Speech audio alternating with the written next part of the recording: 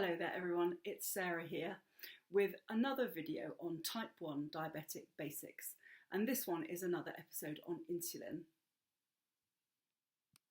In this short film I'm going to tell you why we take basal or background insulin, when we take basal and background insulin, and whether or not we adjust that insulin level when we take it.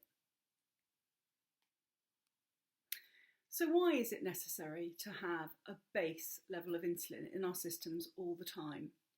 The reason is that our bodies are constantly releasing a certain amount of glucose into our bloodstream, and that's because our overall system, our muscles, need glucose to be able to have the energy to work.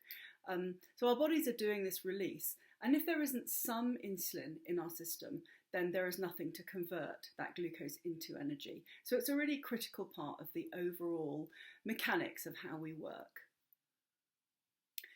The insulins that are used for basal injections are specially designed and developed and engineered to release the impact that they have over a very, very long period of time.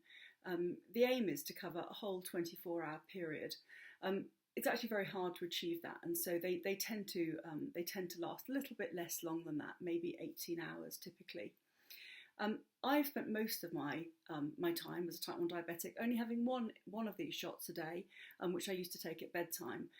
In more recent years, I've moved to doing two, one at bedtime and one first thing in the morning when I wake up. So my dose is split between those two, and that gives a steady amount of insulin in the background all the time to deal with the gradual glucose release that my body performs.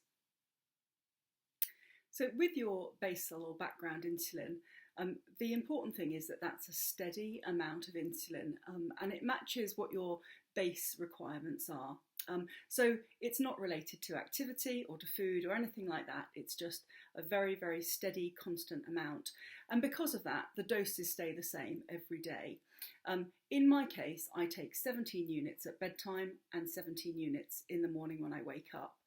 Occasionally, in discussion with my diabetic doctors and nurses, we may decide to tweak that slightly.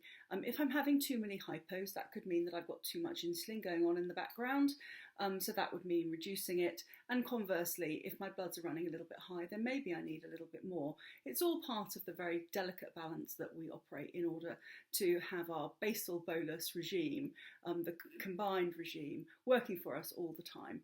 But in the usual scheme of things, you keep it constant. You keep your background base insulin at a constant level. Listen, I hope that that's been a useful couple of minutes just describing a little bit more about insulin and background insulin specifically. I'm Sarah, I'm the Able Diabetic. If you want more information about me, you can go to my website, www.theablediabetic.com, and of course there are more videos on YouTube as well. Thank you very much for watching.